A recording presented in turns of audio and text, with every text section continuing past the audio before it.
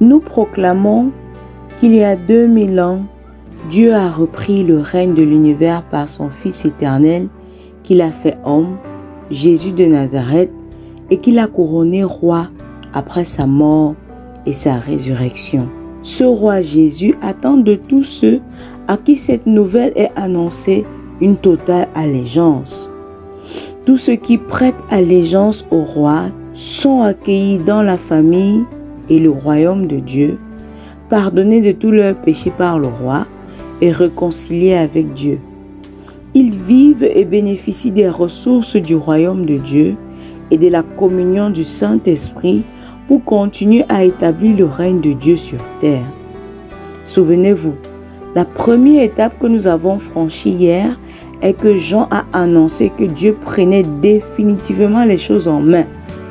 Il a appelé les gens à prendre conscience du changement qui s'opérait et à se tourner vers l'accueil du vrai roi de l'univers. La repentance consiste alors surtout à se tourner vers le roi à venir et non à regarder en arrière. Deuxième jour de la Passion 2023. Le roi a toute autorité. Marc 1, 21 à 45. Centrez-vous sur Marc 1, 21 à 28. Il se rendit à Capernaum le jour du sabbat. Jésus entra dans la synagogue et se mit à enseigner.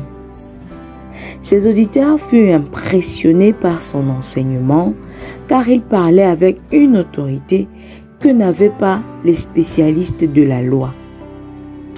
Or, il se trouvait juste à ce moment-là, dans leur synagogue, un homme qui était sous l'emprise d'un esprit mauvais. Il se mit à crier. « Que nous veux-tu, Jésus de Nazareth? Es-tu venu pour nous détruire? Je sais qui tu es. Tu es le Saint envoyé par Dieu. » Mais d'un ton sévère, Jésus lui ordonna « Tais-toi et sors de cet homme. » Alors l'esprit mauvais secoua l'homme de convulsion et sortit de lui en poussant un grand cri. Tous furent saisis de stupeur. Ils se demandaient entre eux, « Que se passe-t-il? Voilà un enseignement nouveau et donné avec autorité. Il commande même aux esprits mauvais et ils lui obéissent. » Aussitôt, sa réputation se répandit dans toute la Galilée. But: prouver que Jésus prend cette place d'autorité suprême par ses enseignements, l'expulsion des esprits impurs et les diverses guérisons. Le roi est venu, il enseigne avec clarté, il détruit les puissances des ténèbres et guérit les malades. La plupart des synagogues étaient des centres communautaires et des lieux de prière et d'études. Lorsque des enseignants invités étaient présents, les responsables locaux de la synagogue, prêtres, scribes, grands donateurs et autres membres respectés de la communauté, les invitaient à donner des conférences, en particulier le jour du sabbat. Marc utilise le terme autorité pour la première fois. Le mot signifie littéralement hors de l'étoffe originale. Il vient de la même racine que le mot auteur. Marc veut dire que Jésus a enseigné la vie avec une autorité originale plutôt que dérivée. Il ne s'est pas contenté de clarifier quelque chose qu'il savait déjà ou d'interpréter les Écritures comme le faisaient les maîtres de la loi. Ses auditeurs ont senti d'une certaine manière qu'il expliquait l'histoire de leur vie en tant qu'auteur, et cela les a laissés abasourdis. Marc souligne cet incident précoce dans la carrière publique de Jésus pour exprimer clairement que quelqu'un est finalement aux commandes Et cela montre ce qu'est une grande partie de l'évangile. Jésus était en train de dire aux gens que Dieu était enfin devenu roi et qu'il prenait son monde en main. Il se comportait comme si c'était lui qui commandait, comme s'il était le roi. Une autorité supérieure à celle des maîtres de la loi. Marc oppose l'autorité de Jésus à celle des maîtres de la loi. Il se peut que nous ne saisissions pas immédiatement la signification de cette expression. Dans le monde moderne, les maîtres de la loi enseigneraient probablement dans une école de droit où les jeunes praticiens seraient formés à leurs diverses tâches. Mais dans l'ancien Israël, un professeur de droit était bien plus que cela. La loi d'Israël, après tout, remonte à Moïse, ou plutôt à Dieu lui-même, sur le mont Sinaï. Pour eux, la loi n'était pas seulement un système de règles et de règlements. Elle était, c'est ce qu'ils croyaient, la révélation ultime de ce que signifie être humain. Ce que cela signifiait d'être le peuple de Dieu. Et lorsque le peuple juif était encerclé et opprimé par des ennemis païens, comme c'était le cas à l'époque de Jésus, la loi était l'insigne qu'il portait fièrement pour montrer qu'il appartenait vraiment à Dieu, même si les choses étaient difficiles en ce moment.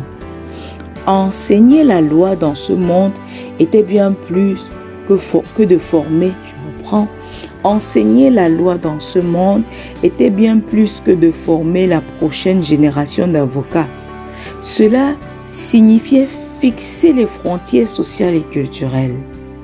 Cela signifiait maintenir le peuple de Dieu dans son identité distincte et spéciale. Mais les personnes qui enseignaient la loi ne la faisaient pas de leur propre autorité, mais en interprétant et en appliquant la loi existante, tant écrite qu'orale, ils disaient « c'est ce qu'a enseigné un tel ou un tel », en citant des autorités récentes et anciennes. Mais Jésus n'a pas agi ainsi, comme nous le voyons dans les autres évangiles, le sermon sur la montagne par exemple. Il était assez franc. Vous avez entendu dire qu'il a été dit, mais moi je vous dis. Il se comportait et parlait comme s'il était le chef. Marc fait ensuite passer le thème de l'autorité à un niveau supérieur. Une autorité supérieure à celle des démons. Et il a soutenu son discours par des actions. Nous nous heurtons ici à un problème pour nous. Dans le monde de Jésus, comme dans de nombreuses régions du monde aujourd'hui, la vie des gens était gâchée par des forces ou des pouvoirs qui échappaient à leur contrôle, des forces qui semblaient les dominer. Dans notre monde, on dit « Je ne sais pas ce qui m'a poussé à agir ainsi ». Dans le monde de Jésus, les gens pensaient savoir pourquoi certaines personnes semblaient totalement détraquées. Il existait des forces spirituelles hostiles, difficiles à définir, mais puissantes dans leur effet. Appeler une telle force un démon ou un esprit impur ne signifiait pas qu'il savait exactement ce que c'était. C'était une façon de dire que la personne était maîtrisée par une force extérieure, une puissance maléfique venant d'au-delà d'eux-mêmes. Et le fait que Dieu devienne enfin roi, qui était au centre du message de Jésus, signifie en partie que toutes les puissances rivales étaient vaincues. Selon Craig Keener, les anciens reconnaissaient souvent que les démons avaient accès à des connaissances surnaturelles. Il n'est pas surprenant que ces démons aient perçu la véritable identité de Jésus, que les gens sur place ne reconnaissent toujours pas. Ces forces étaient rusées. Elles semblaient en savoir trop. Ici et ailleurs, nous voyons les personnes qu'elles contrôlaient crier ce que Jésus voulait à ce stade gardé secret. Il était le Saint de Dieu. Il était venu, en fin de compte, pour détruire toutes les forces du mal dans le monde. Jésus est venu avec une puissance et une autorité supérieures aux forces qui avaient corrompu et défiguré les vies humaines. Pour que Dieu devienne roi, il fallait que toutes les autres forces soient détrônées. Et le signe le plus évident de cela était que les forces sombres et obscures qui avaient pris le contrôle de certains individus ignorants étaient contestées de manière décisive. Pour Mark, dit Tom Wright, des histoires comme celle-ci devraient mettre en évidence le fait qu'il y a beaucoup de choses dans le monde qui semblent aller horriblement mal et que les meilleurs cerveaux que nous ayons ne peuvent même pas analyser et encore moins résoudre. L'expérience de régimes terrifiants et inhumains dans le monde entier au cours du siècle dernier nous enseigne que des forces peuvent se déchaîner et amener les gens à faire des choses inimaginables, terribles les uns envers les autres.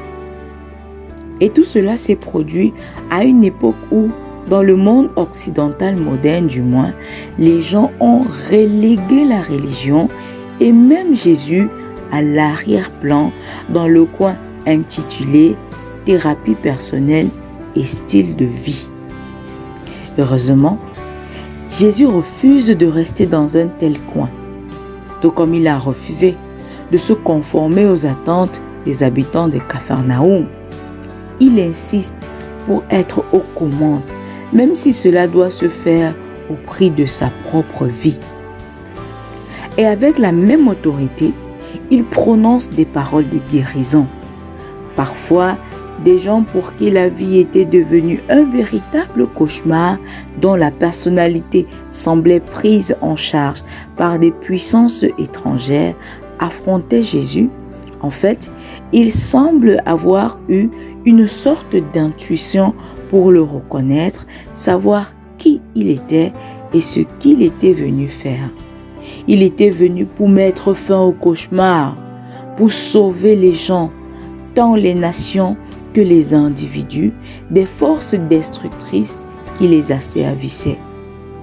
Ainsi, qu'il s'agisse de démons hurlants, d'une femme fiévreuse ou simplement de maladies dont les gens souffraient, Jésus s'en est occupé avec la même autorité, douce mais profondément efficace. Une plus grande autorité sur le corps physique. Sortant de la synagogue, Jésus se rendit avec Jacques et Jean à la maison de Simon et d'André. La belle-mère de Simon était couchée avec une forte fièvre. Dès l'arrivée de Jésus, il lui parlait d'elle. Il s'approcha, lui prit la main, la fit lever. La fièvre la quitta et elle se mit à les servir. Le soir, après le coucher du soleil, on lui amena tous les malades et tous ceux qui étaient sous l'emprise de démons. La ville entière se pressait devant la porte de la maison. Il guérit beaucoup de personnes atteintes de diverses maladies. Il chassa aussi beaucoup de démons et leur défendit de parler car il savait qui il était. La guérison montre que Jésus est concerné par le monde physique et qu'il règne sur lui et pas seulement sur le monde spirituel. Il ne s'agit pas simplement d'une revendication d'autorité que nous avons dans l'appel des disciples et l'enseignement faisant autorité, mais c'est aussi une preuve et un exercice clair de l'autorité de Jésus. Il montre qu'il a un réel pouvoir sur la maladie. Un simple contact de sa main et la fièvre est guérie. Et cela se produit encore et encore. 3 lignes plus loin, Marc rapporte que Jésus a guéri des foules entières de personnes. Quelques jours plus tard, son toucher guérit un homme atteint de fièvre. Au milieu du chapitre 2, tout le monde est stupéfait et dit, je cite, « Nous n'avons jamais rien vu de tel. » Fin de citation. Les sourds entendent, les aveugles voient et les boiteux marchent. En fait, 30 guérisons sont relatées dans les évangiles qui nous montrent toutes que Jésus a autorité sur la maladie. Et au cours des premiers chapitres de son évangile, Marc continue d'empiler des couches de preuves pour montrer que l'autorité de Jésus s'étend à tous les domaines de la vie. Tel est le schéma de l'ensemble de l'évangile qui se termine sur la croix elle-même où, étrangement, Jésus vainc toutes les puissances des ténèbres. Question pour la réflexion en groupe. 1. Au 1er siècle, Jean le Baptiste a présenté Jésus comme étant la personne que nous attendions. Et dès qu'il se présente, il fait avec une autorité suprême ce qui n'a jamais été fait. Il parle comme l'autorité finale, chasse les esprits impurs, guérit les malades. Quelles seront nos réactions? Accepterons-nous qu'une nouvelle saison de notre vie soit arrivée? 2. Selon vous, comment l'Église devrait-elle enseigner la parole de Dieu? 3. Comment l'Église devrait-elle s'occuper des personnes malades ainsi que des esprits impurs dans notre monde actuel? 4. Avez-vous expérimenté cette libération des esprits impurs dans votre propre vie comme un signe de la victoire totale du roi Jésus dans votre vie ou jouez-vous encore avec eux? 5. Qu'attendez-vous de ce voyage avec Jésus au cours de cette passion? Prière. Seigneur souverain, aide-nous à te faire confiance lorsque les choses semblent hors de contrôle, même pendant cette saison de notre vie. Prions pour que les enseignements de Jésus trouvent leur place dans notre vie quotidienne. Prions pour qu'au cours de cette saison, aucune puissance du monde et des ténèbres ne puisse nous résister. Prions pour que diverses guérisons se produisent à la suite de l'action du roi Jésus. Prenez un moment dans votre groupe pour prier les uns pour les autres.